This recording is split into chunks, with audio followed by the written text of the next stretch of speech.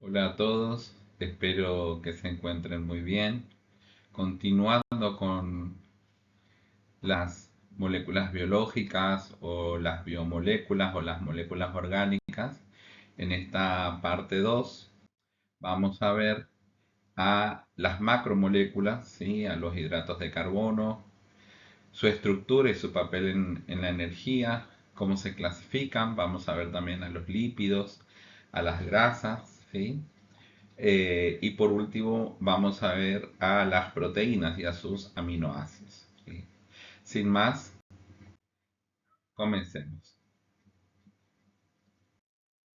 Podemos decir que las macromoléculas son estructuras de un elevado peso molecular formadas por la unión de moléculas que son relativamente más pequeñas y que constituyen los monómeros o precursores, ¿sí?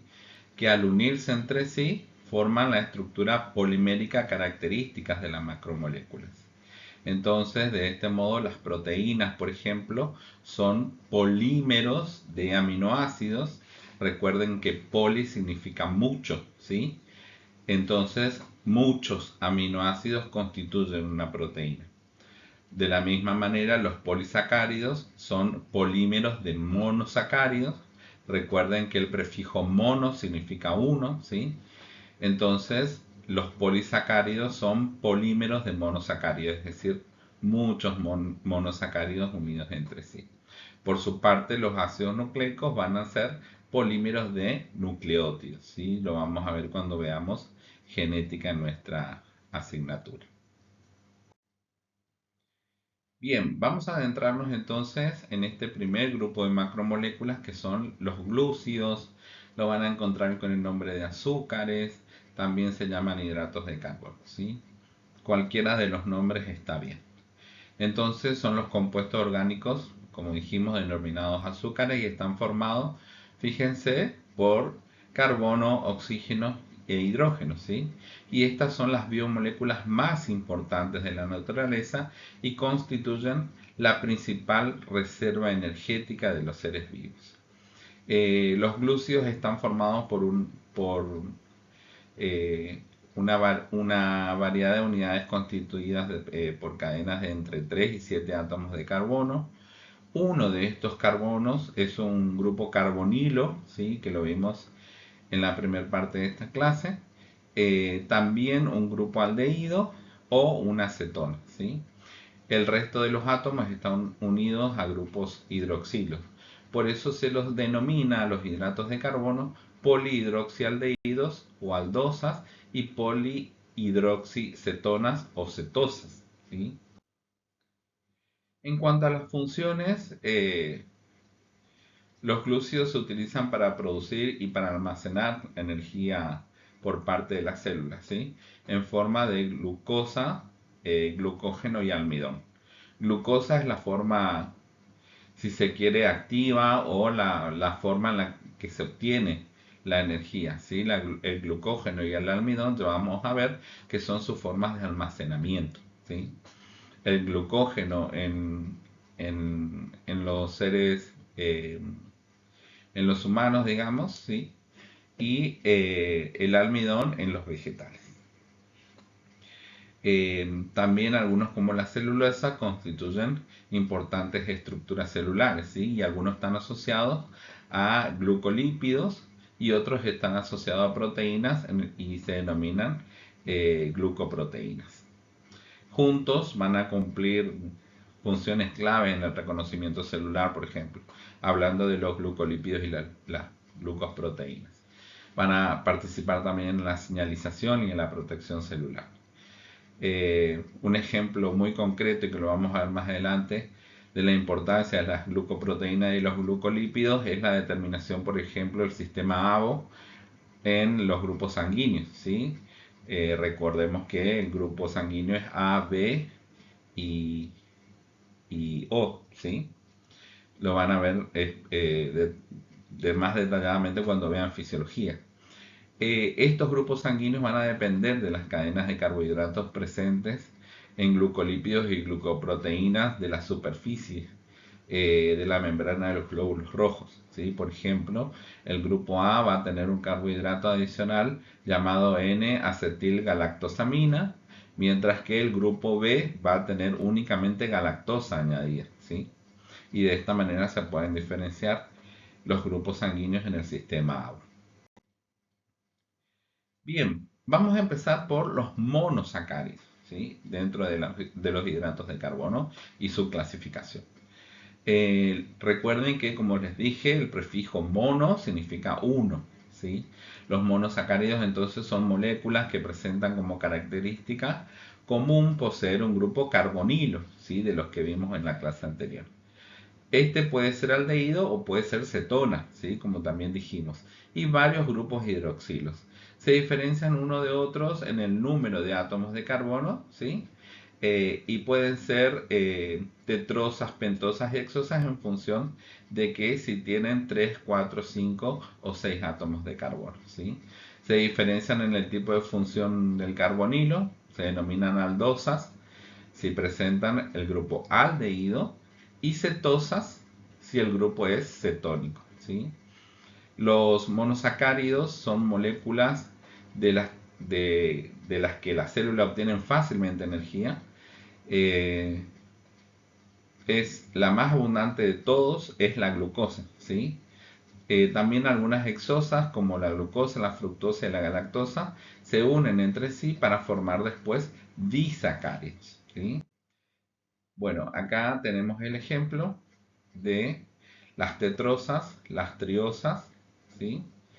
Y en este caso tenemos dos pentosas que son la ribosa y la desoxirribosa. Fíjense acá, las tetrosas tienen 1, 2, 3, 4 carbonos, las triosas tienen 1, 2, 3 carbonos.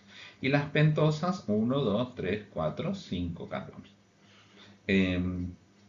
Acá la que más la vamos a ver son estas dos pentosas, la ribosa y la desoxirribosa, porque van a formar o van a estar presentes en los nucleótidos que son los monómeros de los ácidos nucleicos cuando veamos genética. Como ya les dije también, la ribosa va a estar presente en el ácido ribonucleico o ARN y la desoxirribosa va a estar presente en el ácido desoxirribonucleico o ADN, ¿sí? Bien, la unión de dos monosacáridos, ¿sí? Para poder formar disacáridos y polisacáridos se va a dar mediante lo que denominamos enlace glucosídico o glicosídico, es exactamente lo mismo, ¿sí? Este enlace se establece, fíjense en la imagen, entre el hidroxilo del carbono de un monosacárido y el hidroxilo del otro monosacárido, ¿sí? Ahí, como pueden ver en la imagen, en la formación de un enlace glucosídico se produce la liberación de una molécula de agua, ¿sí? Esto ocurre porque el enlace glucosídico se forma mediante, como dijimos, una reacción de condensación o deshidratación, donde el hidroxilo de un monosacárido reacciona con el hidrógeno de otro grupo hidroxilo de otro monosacárido. De esta manera se libera agua, ¿sí? Y uniendo covalentemente ambas moléculas a través de ese oxígeno que vemos ahí en rojo. Este proceso es característico en la formación, como les dije, de disacáridos y de polisacáridos, ¿sí? Que van a ser la unión de dos o más monosacáridos. Seguimos con los disacáridos. Entonces, estos se forman por la unión, como dijimos, de dos monosacáridos. Y, como también dijimos, en la reacción se desprende una molécula de agua y el enlace resultante se denomina glucosídico. Los disacáridos más importantes en la naturaleza son la maltosa, la lactosa y la sacarosa, ¿sí? La maltosa está formada por la unión de dos moléculas de glucosa, en este caso. Se encuentran, por ejemplo, en los granos de cebada, ¿sí? De ahí que la cerveza contenga maltosa y se conoce como malta. En el caso de la lactosa, resulta de la unión de una molécula de glucosa y de una de galactosa, ¿sí? Y es el azúcar presente en la leche de los mamíferos. Por último, la sacarosa está formada por la unión de una molécula de glucosa y una de fructosa, ¿sí? es el principal disacárido de los vegetales, muy abundante y muy presente en la caña de azúcar y también en la remolacha, por ejemplo, ¿sí? Y como dato podemos decir que el enlace glucosídico, este que se forman cuando se unen dos monosacáridos, puede romperse en presencia tanto de agua como de enzimas, ¿sí? Y en este caso, cuando nuestro organismo no existen estas enzimas, aparecen situaciones patológicas como por ejemplo la intolerancia a la lactosa, ¿sí? Que seguramente han escuchado hablar, alguno de ustedes quizás lo tengan o algún pariente lo padezca, ¿sí?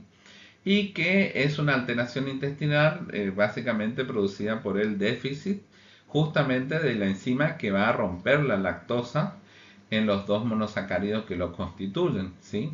Y como consecuencia, la lactosa se va a acumular en la luz de los intestinos y va a traer una gran cantidad de agua debido a su fuerte efecto osmótico. Eh, eh, sí, de movimiento de líquidos por este motivo, ¿sí?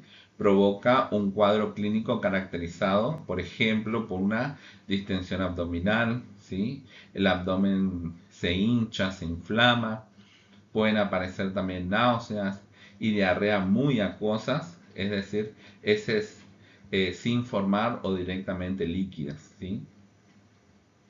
Otra situación patológica que se puede presentar es, por ejemplo, la galactosemia, perdón, que es una enfermedad en este caso hereditaria, ¿sí?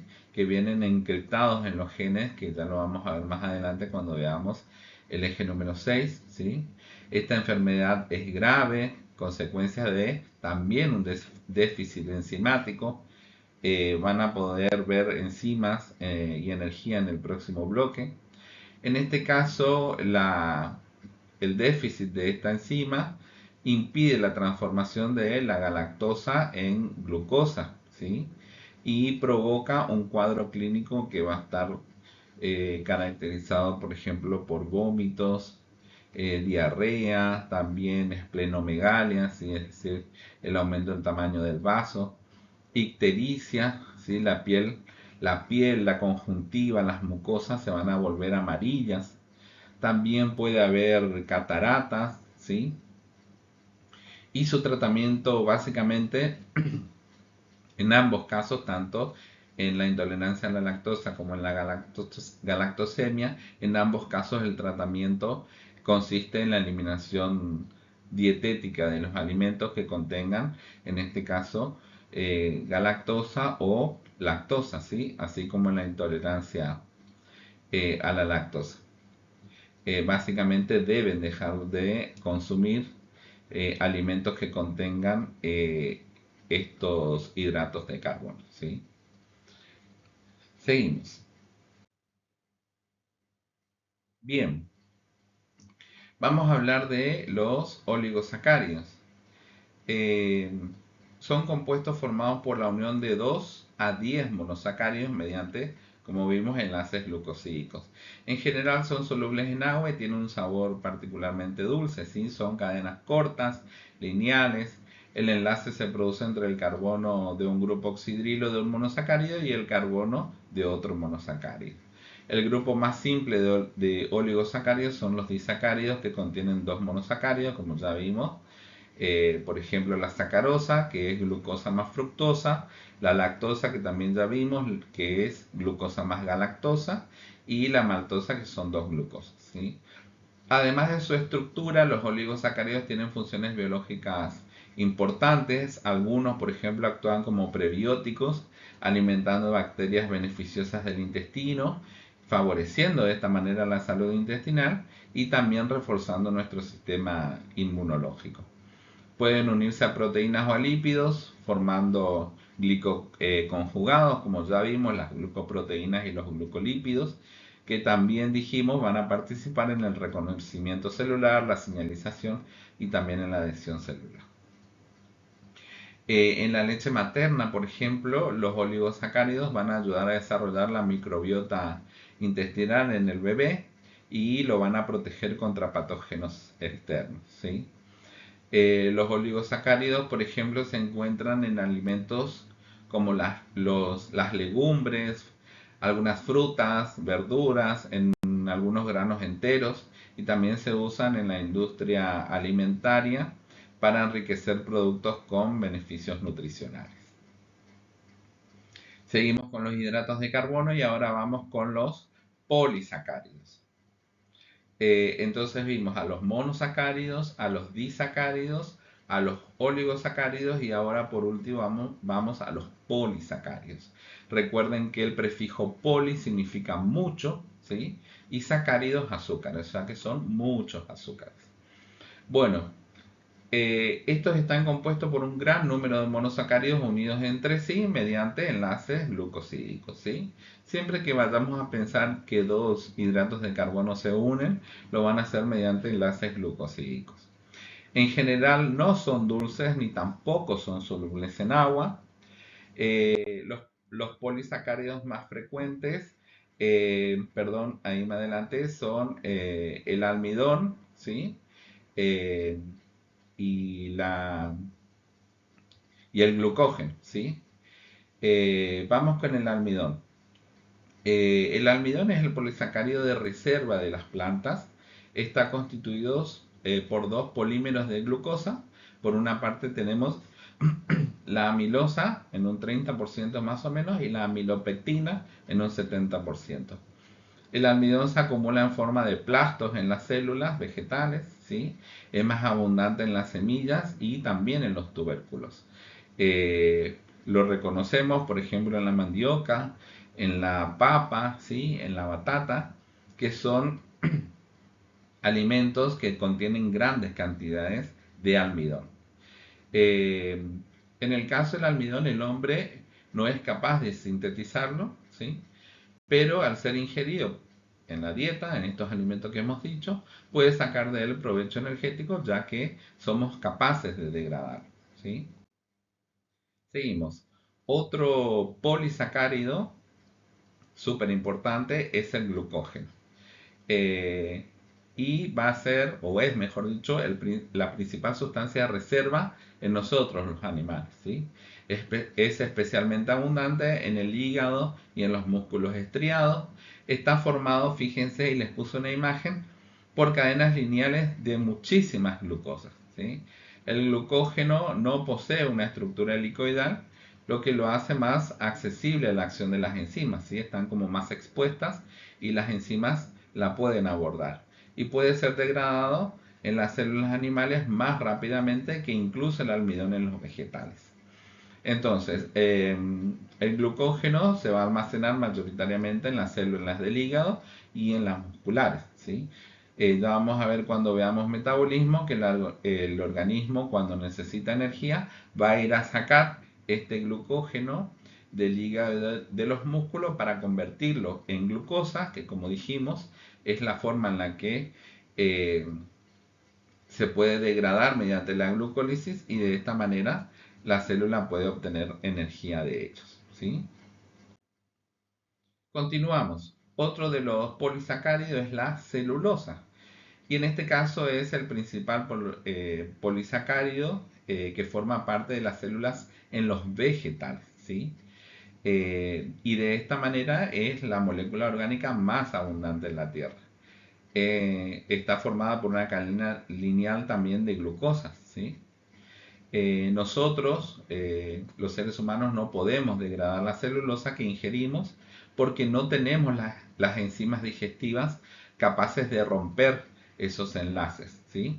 Y de esta manera, todos los alimentos que contengan celulosa van a pasar inalterados por nuestro tracto digestivo sin proporcionarnos ningún tipo de energía, ¿sí? Sin embargo, es importante los alimentos que contengan celulosa en nuestra dieta porque van a estimular a nuestro intestino y de esta manera van a facilitar la defecación, ¿sí? Muchas bacterias poseen celulasas, que es la enzima que la degrada y son capaces de degradarla, ¿sí?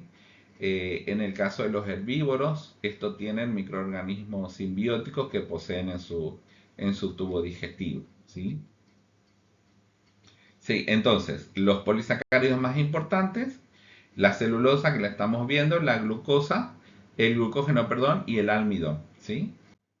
Seguimos. También la quitina es otro polisacárido, es el principal componente de el exoesqueleto, por ejemplo, de los insectos, ¿sí? De los crustáceos y también de la pared que envuelve a la célula de los hongos. La quitina va a adoptar una estructura similar a la celulosa, pero con enlaces de hidrógenos que son más fuertes, ¿sí? Entonces la dureza del exoesqueleto de los artrópodos se debe a la alternancia de capas de quitina con otras proteínas, ¿sí?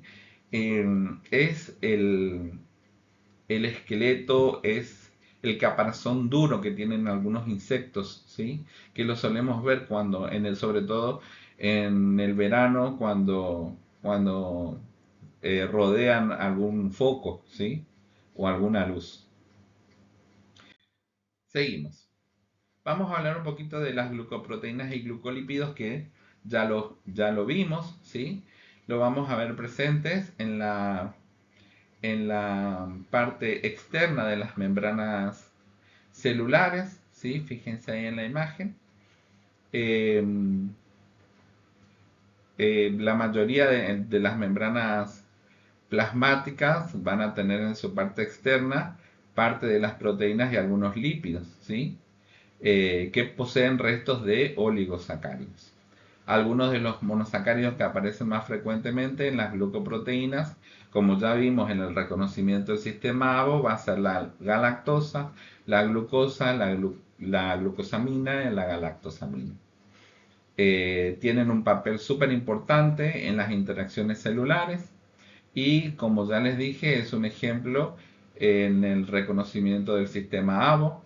Estos grupos se definen por la presencia en la membrana plasmática de unos antígenos formados por glucoproteínas y glucolípidos. De esta manera, algunos van a ser de un grupo sanguíneo y otros van a ser de otros grupos sanguíneos. Bien, vamos a adentrarnos ya en lo que son las proteínas. Entonces, las proteínas podemos decir que son macromoléculas formadas por elementos biológicos como el carbono, el hidrógeno, el oxígeno, el nitrógeno, el azufre y el fósforo, ¿sí? CHOMS lo van a encontrar en la bibliografía por sus siglas, ¿sí? Eh, abreviadas con la primera letra de cada elemento. Estos elementos agrupados van a formar a los aminoácidos, ¿sí?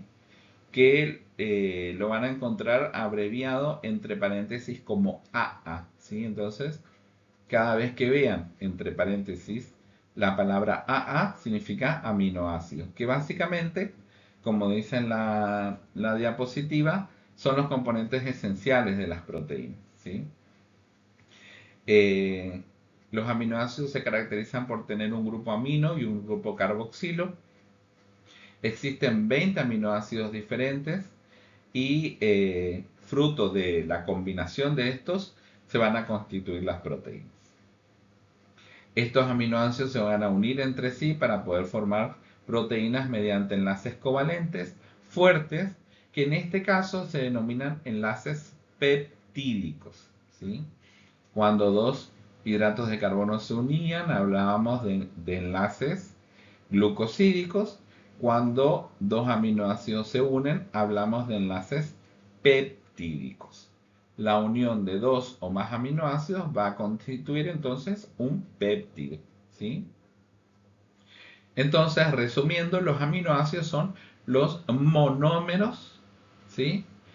O precursores de las proteínas, ¿sí? Es decir, la parte constituyente de las proteínas, ¿sí? Varios aminoácidos unidos entre sí van a formar un péptido o una proteína. ¿Cómo se unen? Mediante enlaces peptídicos, ¿sí? Seguimos. Eh, bueno, acá se pueden observar las estructuras de los 20 aminoácidos que forman parte de las proteínas. Por ejemplo, la glicina, la alanina, la valine, ¿sí? Seguimos. Eh, Las proteínas son una de las moléculas más abundantes en los sistemas vivos y fíjense, este dato constituye el 50% o incluso más del peso seco de nuestro organismo, ¿sí? Hay muchas moléculas de proteínas diferentes. Algunas son enzimas, otras son hormonas, algunas son proteínas de almacenamiento, como las que se encuentran en los huevos de las aves y de los reptiles, ¿sí? También proteínas de transporte, como la hemoglobina, ya la vamos a ver. Otras como contráctiles, como las que se encuentran en el músculo. Las inmunoglobulinas, que forman parte de nuestro sistema inmunitario. Proteínas de membrana, entre otras. Bien, vamos con las funciones. Las proteínas, así como los hidratos de carbono, tienen varias funciones. Una de ellas es la estructural. Estas forman parte de las estructuras biológicas, como ya la vimos, como por ejemplo las membranas celulares, los cartílagos, los huesos en forma de colágeno, también en las uñas y el cabello en forma de queratina, ¿sí? Tienen función catalítica. Las enzimas, como vamos a ver en el próximo bloque, son proteínas que van a acelerar las reacciones químicas y si estas no estuvieran presentes, las reacciones tardarían días, semanas, años en llevarse a cabo, ¿sí? Tienen también función contráctil, como por ejemplo la actina, la miosina y la trompomiosina. La actina es una proteína estructural del citoesqueleto celular y de las fibras musculares, ¿sí? Forma los llamados filamentos delgados en el músculo, participa en la contracción muscular al interactuar con la miosina, y la miosina es una proteína motora que forman los filamentos gruesos del músculo, ¿sí?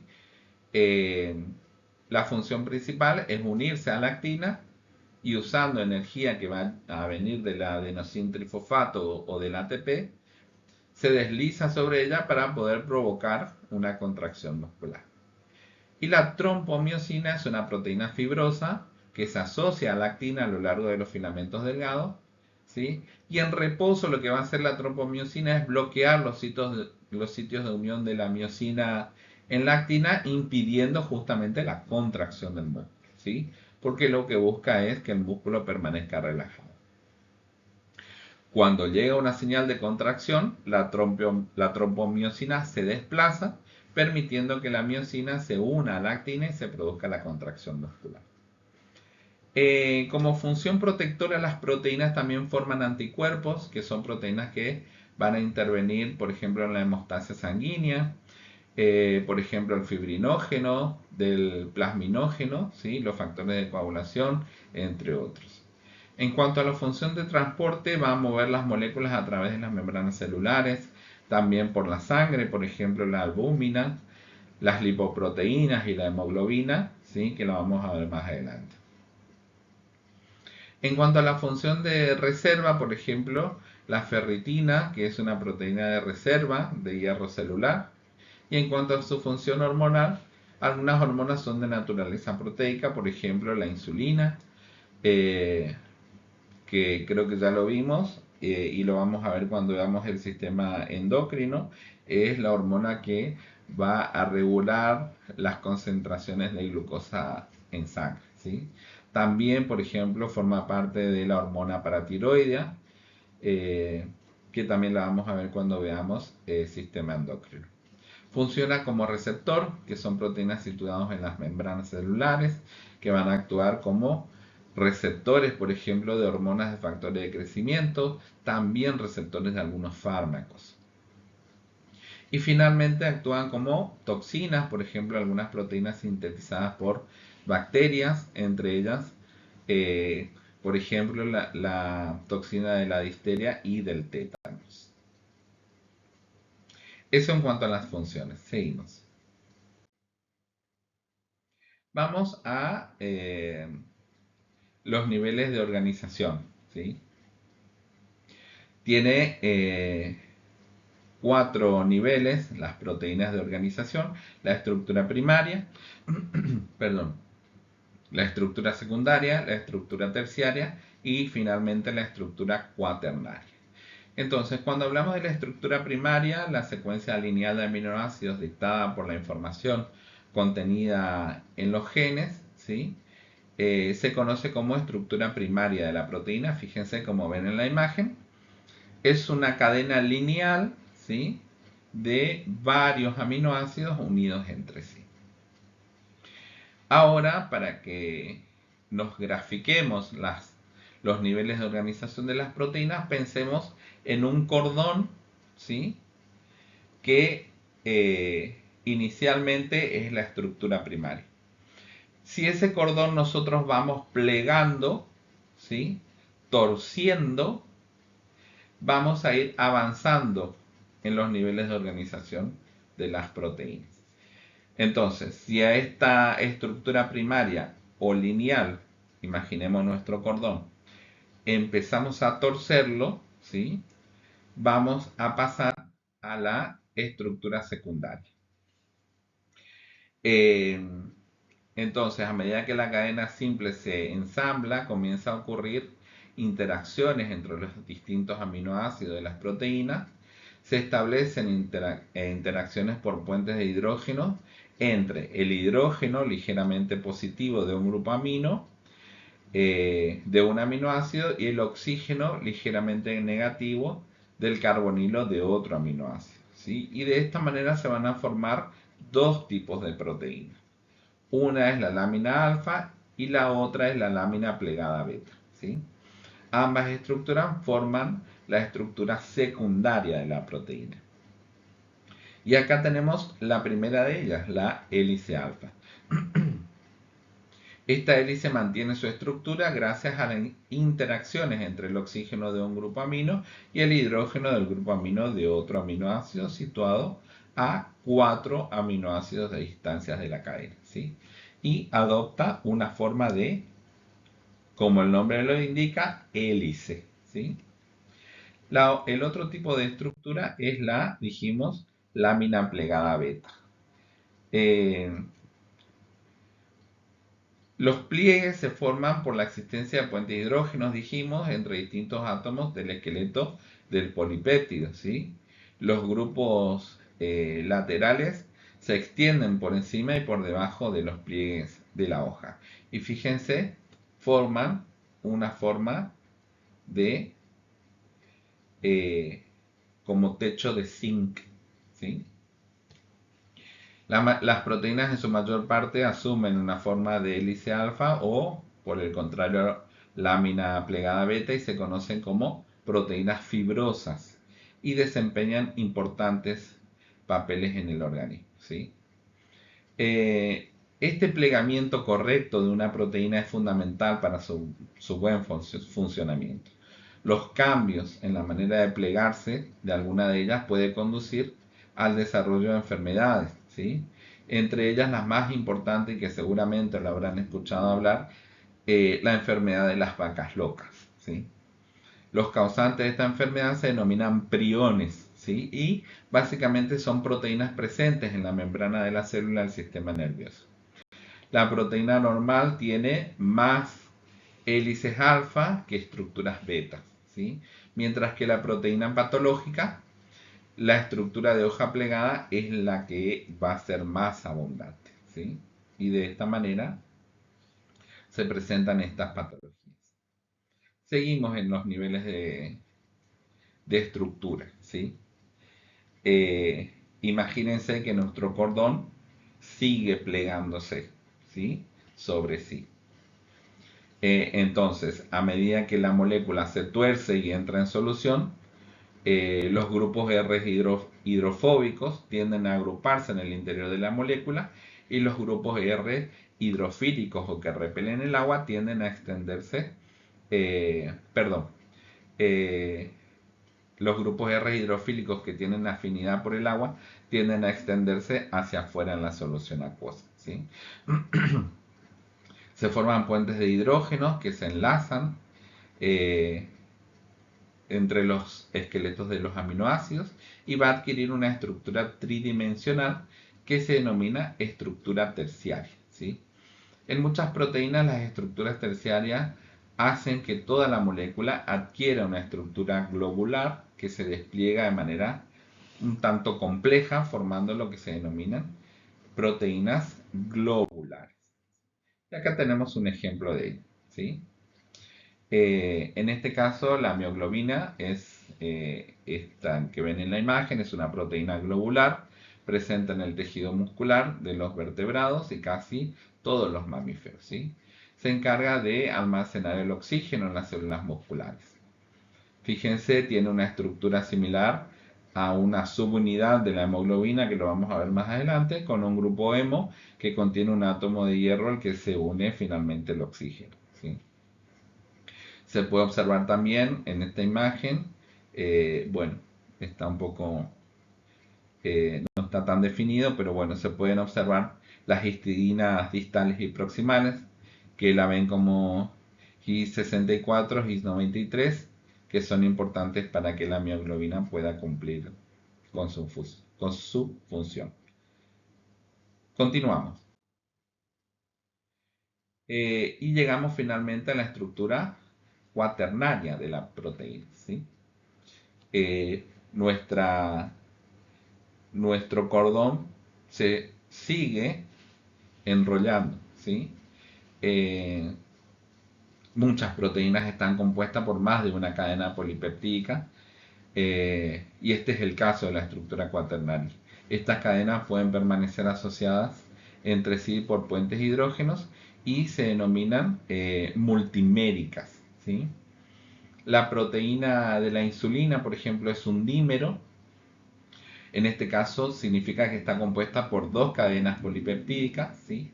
Este nivel de organización de las proteínas que implica la interacción de dos o más polipéptidos se denomina estructura cuaternaria, que es la que vemos en la imagen, que es el caso de la hemoglobina, ¿sí? El plegamiento de las cadenas polipeptídicas está organizado y dirigido por otro grupo de proteínas que se denominan chaperones moleculares. Bueno, acá en la imagen tenemos a la hemoglobina. Esta proteína se encuentra en los glóbulos rojos. Lo habrán escuchado hablar. Se encarga de transportar el oxígeno. Y fíjense ahí en la imagen podemos identificar, en cuanto a la estructura proteica, se presenta la cadena polipeptídica de la proteína, plegada en una estructura tridimensional que adquiere una estructura compleja. Se pueden observar hélices alfa, que son elementos comunes en la estructura de estas proteínas. También vamos a ver al grupo hemo, ¿sí? Que está en inglés.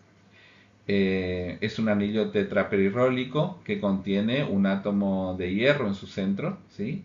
Y finalmente es ahí en donde el oxígeno se va a ir a unir, ¿sí? Seguimos. Bien, aquí vemos cómo ese cordón inicial con el que habíamos empezado en la estructura primaria de la proteína se fue plegando, ¿sí? Para hacer la estructura secundaria, la estructura terciaria y finalmente llegar a la estructura cuaternaria, ¿sí? Entonces dijimos que la estructura primaria es la secuencia lineal, ¿sí?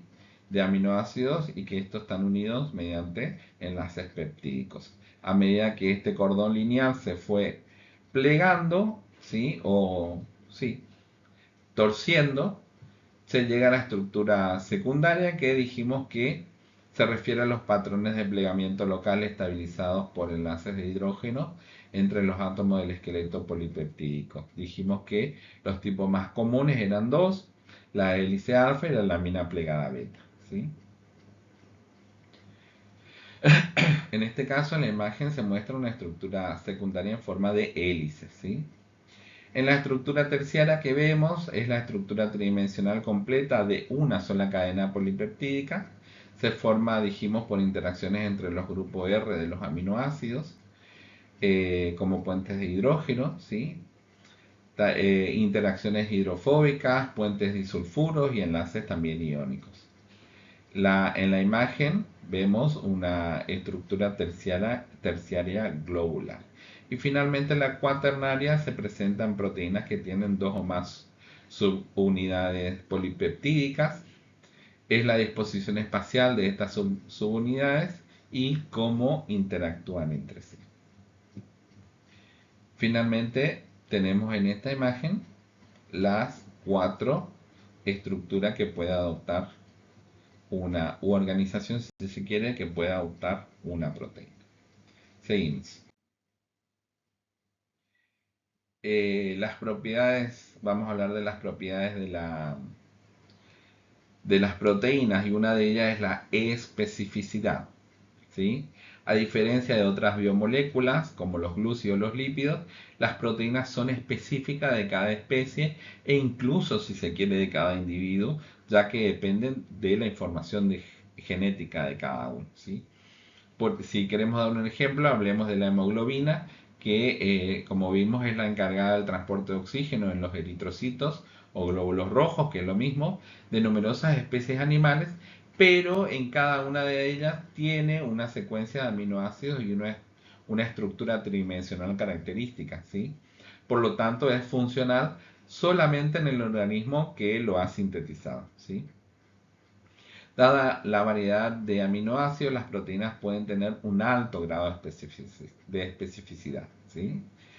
Volvemos al ejemplo de la hemoglobina, ¿sí? Que está compuesta por 4 cadenas polipeptídicas, está formada por 2 cadenas alfa idénticas y 2 cadenas beta idénticas, ¿sí? Cada una de ellas está formada aproximadamente por 150 aminoácidos, lo que le hace un total de 600 aminoácidos en cada unidad, ¿sí? A un grupo que contiene hierro, un grupo hemo, ¿sí? La sustitución de un determinado aminoácido por otro en uno de los pares de las cadenas va a alterar la superficie de la molécula y de esta manera va a producir una enfermedad grave, ¿sí? En ocasiones fatales, como por ejemplo la anemia falciforme, ¿sí? Seguimos. Vamos a hablar de la solubilidad de las proteínas, ¿sí? Son solubles en agua en su mayoría si disponen de suficientes aminoácidos que sean polares, ¿sí? En solución, las proteínas pueden actuar como ácidos o también pueden actuar como bases en función del pH del medio, ¿sí? Por eso se denominan que son anfóteras, ¿sí? Esta es la base para la separación de proteínas por una técnica que se denomina electroforesis, ¿sí? Que es una técnica analítica de separación que va a aprovechar las propiedades eléctricas de los péptidos y de los aminoácidos ionizados para separarlos. Seguimos. Otra de las propiedades es la desnaturalización, ¿sí? Eh, Hay algunos factores como el calor, los valores extremos de pH o la presencia de ciertos disolventes orgánicos, como por ejemplo el alcohol o la acetona, que van a producir la ruptura de los enlaces no covalentes, ¿sí? O alternan la carga de la proteína. Como consecuencia, la proteína se va a desnaturalizar, ¿sí? Es decir, se despliegan parcial en algunos casos o totalmente en otros y no pueden llevar a cabo su función. En algunos casos esta desnaturalización es reversible, ¿sí? En algunos casos. Un ejemplo coloquial o cotidiano de la desnaturalización de una proteína la podemos ver, por ejemplo, cuando cocinamos un huevo, ¿sí? Eh, en el huevo crudo, las proteínas están plegadas en una estructura específica que les permite llevar a cabo sus funciones, ¿sí? Estas estructuras se mantienen unidas por enlaces que son débiles, como por ejemplo puente de hidrógenos, interacciones hidrofóbicas y interacciones de fuerzas de Van der Waals. Al calentar el huevo, la energía térmica va a romper estos enlaces débiles, ¿sí? Las moléculas de proteína van a comenzar a vibrar con más intensidad, lo que va a desestabilizar su estructura tridimensional, ¿sí? Las proteínas se van a desplegar perdiendo su forma original. Las cadenas polipeptídicas se van a desenrollar y van a exponerse al entorno circundante, ¿sí? Y cuando las proteínas son desnaturalizadas tienden a agregarse entre sí formando una red tridimensional. En el caso de la clara del huevo, esta agregación da como resultado la solidificación y van a ver el cambio de color de la clara de transparente a blanco, ¿sí? Y finalmente se va a dar la coagulación. ¿Qué quiere decir? Que a medida que se calienta el huevo, las proteínas van a continuar agregándose y formando una estructura más rígida, ¿sí? Y a este proceso se le denomina coagulación. Y ese es el ejemplo más cotidiano, coloquial, de la desnaturalización de una proteína. Bien, llegamos a los lípidos. La última macromolécula que vamos a ver en este bloque, ¿sí? El grupo de los lípidos lo configura un conjunto muy heterogéneo de macromoléculas, perdón, que tienen dos características en común. Son apolares o anfipáticas, por lo tanto son insolubles en agua y solubles en disolventes orgánicos, como por ejemplo el éter o el cloroformo. También podemos decir que son muy pocos densos y como también las otras macromoléculas, los lípidos están formados por carbono, oxígeno, hidrógeno y también en algunos casos pueden contener nitrógeno, azufre y fósforo, ¿sí? Vamos a hablar de la composición y las funciones. Están formados por cadenas hidrocarbonadas lineales, en algunos casos cíclicos, en la que pueden presentarse grupos carboxilos, hidroxilos y también grupos aminos, ¿sí? Son biomoléculas que realizan funciones muy diversas en los organismos. Tienen funciones estructurales, funciones energéticas, funciones transportadoras y también funciones biocatalizadoras, ¿sí? Eh, En cuanto vamos a la función estructural, podemos decir que son componentes de las membranas celulares y de las membranas de las organelas celulares. Principalmente están constituidas por fosfolípidos en menor cantidad y glucosa, lípidos y colesterol.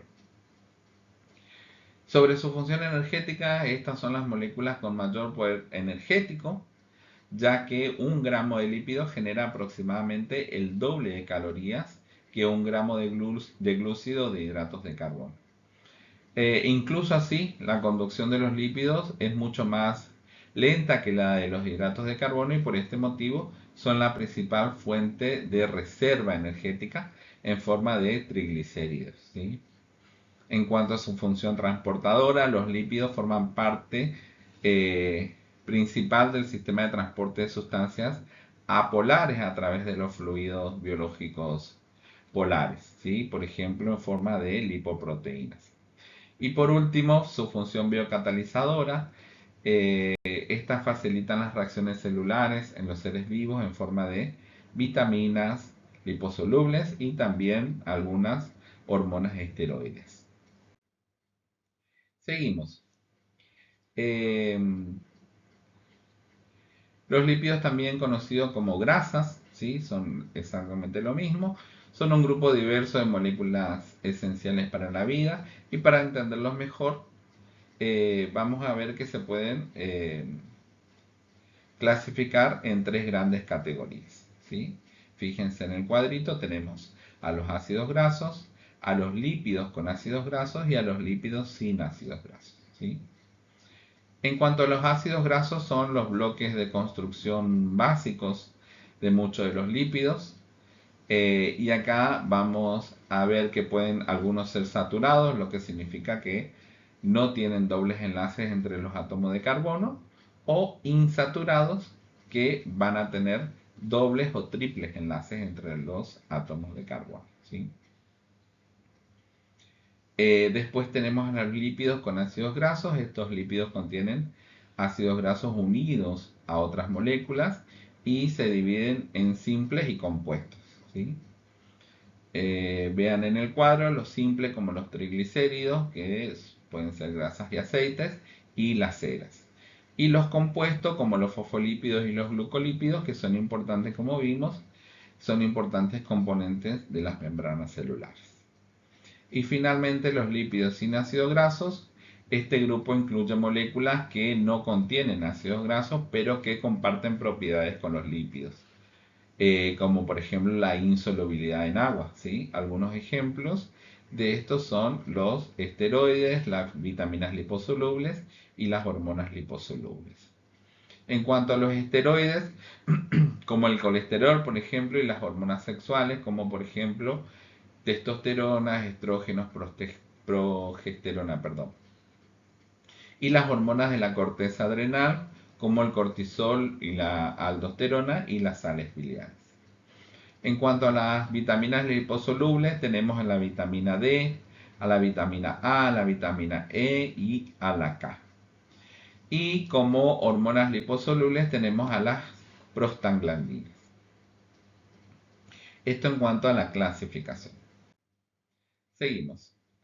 Vamos a ver algunos de estos más importantes, ¿sí? Y uno de ellos son los ácidos grasos.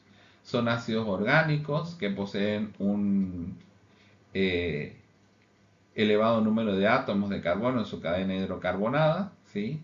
Esta cadena es casi siempre par y suele tener entre 14 y 22 carbonos, ¿sí? Los ácidos grasos son sustancias que se encuentran formando parte de otros compuestos, como ya lo vimos, como los triglicéridos y las células, y las ceras, perdón. Los ácidos grasos son moléculas anfipáticas, es decir, tienen una zona que es hidrofílica, ¿sí? O que le atrae el agua, que está constituida por el grupo carboxilo y generalmente es la cabeza polar, y una zona hidrofóbica o cola apolar, es decir, que repelen el agua debido a la cadena carbonada, ¿sí? Estas moléculas heteropolares tienen la peculiaridad de que si añadimos una pequeña gotita de aceite al agua, forman unas estructuras en donde las largas cadenas se orientan hacia el interior, ¿sí? Y este comportamiento permite construir, como ya vimos, membranas biológicas. Los ácidos grasos no suelen encontrarse libres en las células porque en grandes cantidades suelen ser tóxicos, ¿sí? Entonces son sustancias que se encuentran formando parte de otros compuestos como ya dijimos los triglicéridos y las células, ¿sí? Y en algunos son esenciales para los mamíferos como el ácido linoleico y el ácido linolénico, ¿sí? Ambos insaturados. Bien, en esta imagen simplemente les quise dejar para que vean las fórmulas de estos ácidos grasos y que veamos la diferencia entre los saturados y los insaturados cuando hablamos de ácidos grasos saturados, como ven en la imagen, el cáprico, el áurico, el palmítico, el esteárico, todos los enlaces que existen entre los átomos de carbono de estos ácidos son simples, ¿sí? Acostumbran a ser sólidos a temperatura ambiente y tienen un punto de fusión elevado. eh, y la mayoría de las grasas de origen animal son saturados. En cuanto al ácido palmitoleico, el oleico, el linolénico y el linoleico, son todos ácidos insaturados y como verán en el cuadro, en su fórmula entre algunos átomos de carbono existen algunos enlaces que son simples, que no son simples, perdón, y que pueden ser, por el contrario, dobles o incluso pueden ser triples, ¿sí? Generalmente son líquidos a temperatura ambiente, es decir, tienen un punto de fusión más bajo y la mayoría de las grasas, pero de origen vegetal, son insaturados. Continuemos. Ahora vamos a ver a las ceras. Son lípidos derivados de los ácidos grasos, simples, formados por ácido graso de cadenas largas, generalmente entre 16 a 30 átomos de carbono. Esto va a determinar que las ceras sean sólidas y que tengan puntos de fusión muy altos, ¿sí? Generalmente se encuentran en las membranas protectoras e impermeables de muchos organismos, como por ejemplo en la piel, en el pelo, ¿sí? En las plumas de las aves, en los exoesqueletos de los insectos o en las hojas, por ejemplo, eh, y en los frutos de muchos vegetales. También forman el cerumen que existe en nuestro conducto auditivo, perdón. Algunas ceras tienen importancia económica, ya que, por ejemplo, la cera de palmera se emplea para abrillantar productos, ¿sí? La cera de abeja para fabricar velas y la lanolina, por ejemplo, se utiliza en la fabricación de algunos cosméticos. Seguimos y llegamos a los fosfolípidos. Eh, Dijimos que los fosfolípidos dentro de la clasificación de los lípidos forman parte de los lípidos con ácidos grasos y en este caso compuestos, ¿sí? Son los lípidos estructurales más importantes, dado que contienen fosfatos y otros grupos polares, poseen un extremo polar y otro apolar, ¿sí? De ahí que forman fácilmente micelas y estructuras membranosas. Dijimos que las colas de los ácidos grasos son no polares y por lo tanto repelen el agua, mientras que la cabeza es polar, ¿sí? Que contienen a los grupos fosfatos, por lo tanto es soluble y es hidrofílica, es decir, tiene atracción por el agua, ¿sí? Esta disposición de la molécula de fosfolípido con su cabeza hidrofílicas expuestas y sus colas hidrofóbicas agrupadas forman la base estructural de las membranas celulares, ¿sí? Y ahí tenemos la imagen, simplemente para que veamos graficado eh, los lípidos que forman parte de la bicapa lipídica, la membrana plasmática de las células, ¿sí? En la imagen vemos que la cabeza del fosfolípido es hidrofílica, es decir, tiene afinidad por el agua, mientras que las colas son hidrofóbicas, por lo tanto, repelen el agua, ¿sí? En una solución acuosa van a tender a organizarse eh, esta, esta cola hacia el interior exponiendo las cabezas, ¿sí? Y forman una membrana, como en este caso, o micelas cuando la estructura es circular. Finalmente, llegamos a los esteroides, ¿sí? Dijimos que dentro de la clasificación de los lípidos, los esteroides son lípidos sin ácidos grasos y el más representativo es el colesterol, ¿sí? Este grupo de lípidos incluye moléculas con actividad biológica muy variadas. Algunos forman parte de lípidos de membrana, otros forman hormonas y algunas vitaminas, ¿sí? El esteroide más abundante dijimos que es el colesterol. Es esencial en las membranas de las células animales, ¿sí? En el cerebro y en el tejido nervioso. El colesterol es además precursor de las hormonas sexuales, de los ácidos biliares, eh, que se forman en el hígado, ¿sí? El colesterol se encuentra en las membranas celulares. Su presencia le da rigidez a estas membranas y evita el congelamiento a bajas temperaturas. También en el cuerpo humano puede provenir tanto de la alimentación, ¿sí? Debido a que está presente, por ejemplo, en el huevo, en la manteca, en el queso, en los derivados de la leche, o bien puede provenir de la síntesis endógena, es decir, del propio cuerpo, ¿sí? Mediante la síntesis en el hígado a partir de acetilcoenzima A, ¿sí? Que es el precursor en el inicio del ciclo de Krebs y que lo vamos a ver cuando veamos metabolismo parte 2 en nuestra asignatura.